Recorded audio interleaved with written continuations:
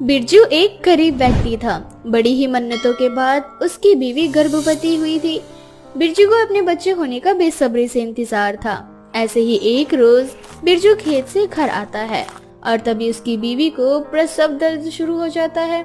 अब बिरजू जल्दी से गांव के आई को बुलाकर लाता है और बाहर अपने बच्चे का इंतजार करने लगता है। कुछ देर बाद आई बाहर आती है और बिरजू को अंदर बुलाकर बोलती है, बिरजू, मुझे बड़े ही दुख के साथ कहना पड़ रहा है, पर तुम्हारी बीवी ने एक किन्नर को जन्म दिया है। क्या किन्नर है? भगवान, ये मेरे साथ क्या हो गया? इतने सालों बाद मुझे बच्चे का सुख प्राप्त हुआ, पर वो भी एक किन्नर निकला। मैं इस किन्नर को नहीं रख सकता। मैं अभी इस किन्नर बच्चे को जंगल में छोड़कर आ जाता हूँ। बिरजू की आवाज सुनकर तारा को बहुत गुस्सा आता है और वे अपने बच्चे को सीने से लगाकर बिरजू से बोलती है, नहीं, मैं अपना बच्चा किसी को नहीं दूंगी और ना ही किन्नर समुदाय को।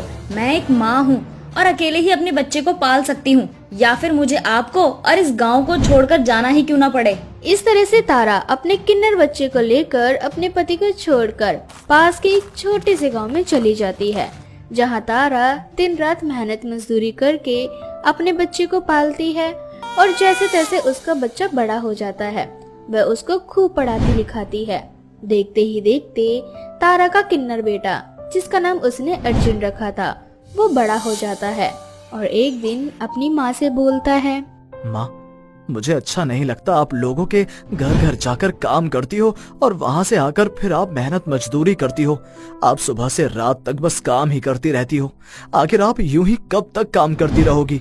जब तक मेरा शरीर है तब तक काम करूंगी मैं, और वैसे भी मेरी सेवा करने के लिए तू है ना बेटा।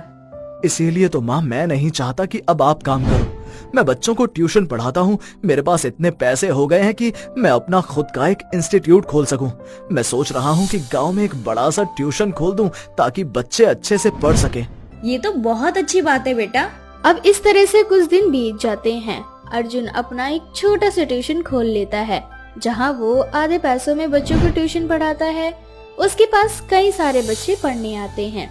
अब धीरे धीरे अर्जुन की आमदनी भी काफी अच्छी हो जाती है, जिसके बाद उसके मन में अब स्कूल खोलने का विचार आता है और वो अपनी माँ से सलाह मशवरा करते हुए बोलता है, माँ, मेरा ट्यूशन बहुत अच्छा चल रहा है। अब मैं चाहता हूँ कि जिस तरह से बच्चे मेरे ट्यूशन में आधी फीस देकर पढ़ाई कर रहे हैं, ठीक उसी तरह से उन्हें मुफ्त ज्ञान मिल सके। माँ, अपने गांव में कुछ ऐसे गरीब बच्चे हैं जिनके पास स्कूल की फीस जमा करने के पैसे नहीं है, जिस वजह से वो शिक्षित नहीं हो पा रहे हैं। ये तो बहुत अच्छा सोचा है तूने बेटा। अब इस तरह से अर्जुन अपना एक छोटा सा स्कूल भी खोल लेता है। उस स्कूल में गोविंद नाम का एक बच्चा था। उसकी बड़ी बहन विमला मन ही मन अर्जुन को चाहने लगी थी। ऐसे ही एक दिन अर्जुन स्कूल बंद करके घर जा रहा होता है। तभी विमला अर्जुन को रोकते हुए उससे बोलती है, क्या अर्जुन, तुम मेरे भाई से इतना प्यार करते हो और मुझे देखते तक नहीं? क्या मैं तुम्हें अच्छी नहीं लगती? नहीं विमला, तुम तो बहुत अच्छी हो। अगर मैं इतनी अच्छी हूँ तो फिर तुम मेरा हाथ क्यों नहीं थाम लेते? विमला की ये बात सुनकर अर्जुन घबरा जाता है और जल्दी से घर चला जाता है।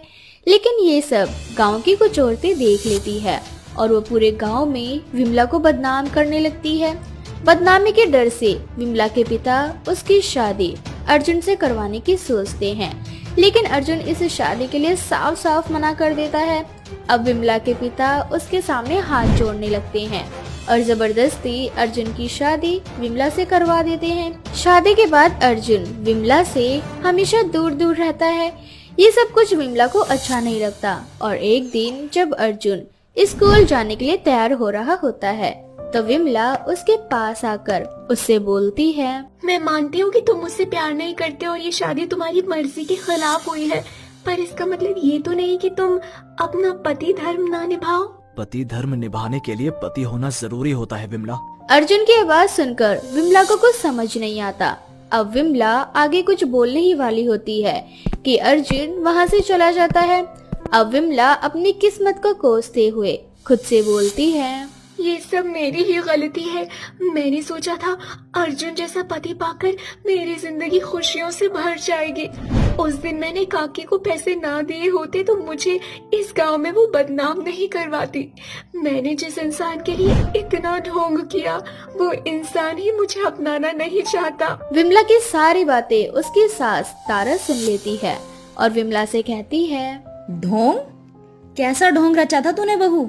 अपनी सास को अपने सामने देखकर विमला की बोलती बंद हो जाती है और बार बार तारा के पूछने पर विमला तारा को बताती है, माँ जी, जिस औरत ने गांव में मुझे बदनाम किया था वो औरत मेरी काकी थी। मैंने ही काकी को कुछ पैसे दिए थे और बोला था कि जब मुझे अर्जुन जी के साथ देखे तो उनका नाम मेरे नाम के साथ जोड़े और पूरे गांव में हल्ला मचा दे ताकि अर्जुन की शादी मुझसे हो सके। लेकिन बहू, तूने ये सब कुछ क्यों किया? क्योंकि मैं अर्जुन से बहुत प्यार करती थी। बस अर्जुन को पाने के लिए मैंने ये सब किया। बहू, ये तूने क्या किया? अनजाने में ही सही, लेकिन तूने खुद अपने पैर पे कुल्हाड़ी मार ली और अपनी जिंदगी बर्बाद कर ली। इतना बोलकर तारा वहाँ से चली जाती है। तो वहीं दूसरी ओर विमला अपनी गलती के लिए शर्मिंदा होती है। अब यूं ही कुछ दिन बीत जाते हैं, पर अर्जुन की बेरुखी अब विमला से और बर्दाश्त नहीं होती। और एक दिन जब रात को अर्जुन घर आता है तो वो देखता है कि उसका कमरा बहुत सुंदर सजा हुआ है। ये देखकर अर्जुन थोड़ा हैरान हो जाता है और कमरे में जाता है और तभी विमला पीछे से आकर अर्जुन को पकड़ लेती है और उससे बोलती है, अर्जुन, अब तो नाराजगी छोड़ दो। हमारी शादी को कितने महीने हो चुके हैं, पर अब तक तुमने मुझसे एक बार भी प्यार से बात नहीं की। लेकिन कोई बात नहीं, हम पति पत्नी ना सही पर हम दोस्त के नाते तो रह सकते हैं ना। विमला की ये बात सुनकर अर्जुन उसकी बात मान लेता है और उसके साथ आज पहली बार बैठकर खाना खाता है। इसी तरह से कुछ दिन बीत जाते हैं और एक रात विमला अर्जुन के करीब जाने की कोशिश करती है।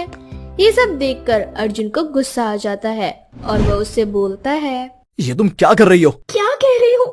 मैं तुम्हारी पत्नी हूँ, मेरा हक है तुम्हारे करीब आने का। विमला, तुम क्यों नहीं समझ रही? तुम मुझसे जो खुशियाँ चाहती हो मैं तुम्हें वो खुशी जिंदगी भर नहीं दे सकता। पर क्यों? क्योंकि मैं किन्नर हूँ। इतना बोलकर अर्जुन रोने लगता है और तभी वहाँ तारा आकर अपने बेटे को चुप कराती है, जिसके बाद अर्जुन विमला को अपनी सारी सच्चाई बताता है। विमला, तुम बहुत अच्छी हो पर मैं तुम्हारे लायक नहीं हूँ क्योंकि मैं एक किन्नर हूँ। मेरी माँ ने दुनिया वालों से मेरी सच्चाई छिपा कर रखी थी ताकि कोई मुझे मेरी माँ से दूर न कर सके, और अपनी माँ की खुशियों के लिए मैं भी सबसे झूठ बोलता रहा। बस इसीलिए मैं तुमसे या किसी और से शादी नहीं करना चाहता था। बहू, आज तेरे सामने एक माँ हाथ जोड़कर बोल रही है, प्लीज मेरे बेटे के किन्नर होने की सच्चाई किसी को मत बताना। अगर किसी को पता चल गया कि वो किन्नर है तो सब लोग उसका मजाक बनाएंगे। शायद किन्नर समुदाय के लोग उसे अपने साथ ले जाएं। बहू, मैं अपने बेटे से बहुत ज्यादा प्यार करती हूँ। उसके लिए मैंने अपने पति को छोड़ दिया और मैं अपने बेटे के बिना नहीं रह सकती। अब मैं कहाँ जाऊँ? ये मैंने क्या कर लिया? मैंने तो अपने ही हाथों अपनी जिंदगी बर्बाद कर ली। बस कुछ दिनों की बात है बहू, तू अर्जुन के साथ कुछ टाइम तक रहना और कोई बहाना बनाकर इसे तलाक देकर छोड़ देना। उसके बाद तुम किसी और से शादी कर लेना और अपनी खुशहाल जीवन जीना। और बहू, इस तरह तुम्हारी जिंदगी भी बच जाएगी बर्बाद होने से और मेरे बेटे का सच भी बाहर नहीं आएगा। विमला अपनी सास की बात मान जाती है और बिल्कुल ऐसा ही करती है। विमला ना चाहते हुए भी 1 साल अर्जुन के साथ रहती है। 1 साल बाद वे किसी बहाने अर्जुन से तलाक ले लेती है और उसका घर छोड़ देती है, जिसके बाद अर्जुन अपनी माँ के साथ अकेला रहता है और आजीवन बच्चों को पढ़ाता है।